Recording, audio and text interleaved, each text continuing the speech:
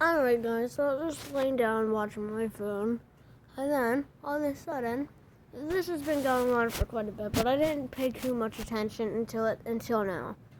If you see that, I'm gonna try and focus in on that.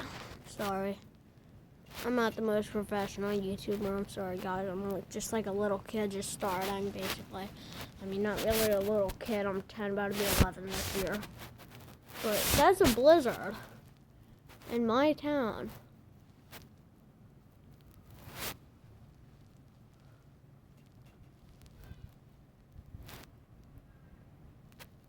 In fact, snow's hitting me straight through my window.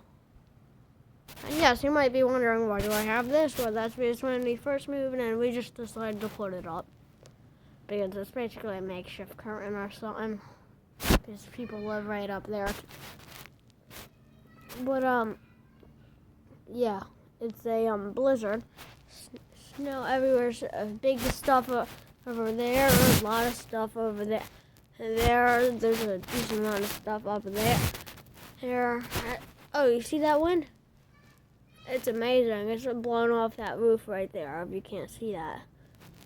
And then, yeah, parking lot's basically full. It's been snowing a little. It started snowing around 3.